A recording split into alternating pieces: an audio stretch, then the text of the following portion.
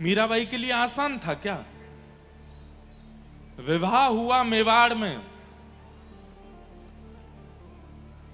राव दूधा जी के घर में जन्मी मीराबाई ऐसे परिवार में गई जहां पर भजन का भाव भी नहीं था।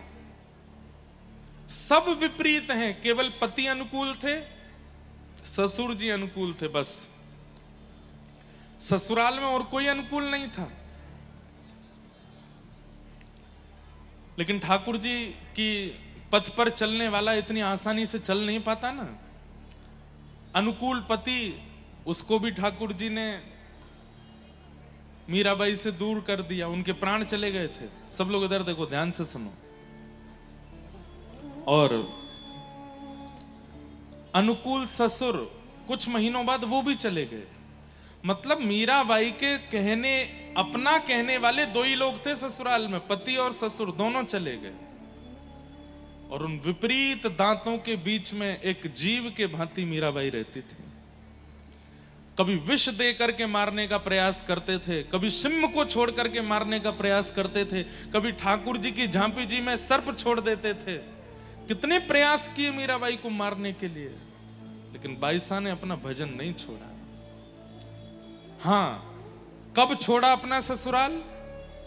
जब मीराबाई को मारने के लिए एक वैद्य से विष बनवाया और उस विष को जब मीराबाई को पहुंचवाया तो मीराबाई से किसी ने कहा तुम्हारे हरि का चरणामृत है, तो चरणामृत समझ के जब पी गई, नहीं मरी, कुछ नहीं हुआ, और नाचने लगी और निखर गई और तेज बढ़ गया मीराबाई का।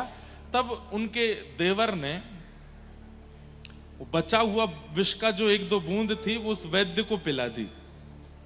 बोले इस विष में बिल्कुल भी ताकत नहीं है, मरी नहीं वो। बोले महाराज इसको कोई सूंघ ले तो मर जाएगा। बोले अच्छा, दो बूंद बची है, तू चाट के दिखा। उस वैद्य ने जैसे ही वो चाटा तो वो मर गया। तब उस वैद्य के परिवार वाले मीराबाई के सामने जाकर के रुदन करने लगे उसके शव को लेकर के कि हमारे पति ने क्या बिगाड़ा था, उसके प्राण क्यों हरण कर लिए। तब मीराबाई को संकोच हुआ कि मेरे तक कष्ट आ रहा था, मैं सह रही थी, पर मेरे कारण किसी और के प्राण जा रहे हैं, अब नहीं सह पाऊंगी। तब रात भर मीराबाई ने कीर्तन किया और प्रभु की कृपा से वो वैद्य जीवित हो गया। लेकिन उसके बाद मीराबाई फिर नहीं रुकी अपने ससुराल। फिर उन्होंने गोस्वामी जी को पत्र लिखा कि विपरीत परिवार है, क्या करूं।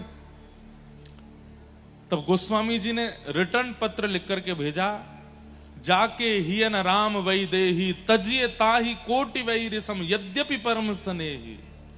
जिसके हृदय में राम और वैदेही श्री जानकी जी, श्री ठाकुर जी और श्री बरसाने वृषभानु दुलारी श्री किशोरी जी जिसके हृदय में नहीं है, उसको विष के समान त्याग दो। वो चाहे कितना भी अपना क्यों ना हो, उसको तुरंत छोड़ दो, वो अपना कहलाने लायक नहीं है। तब मीराबाई सब छोड़ करके गई।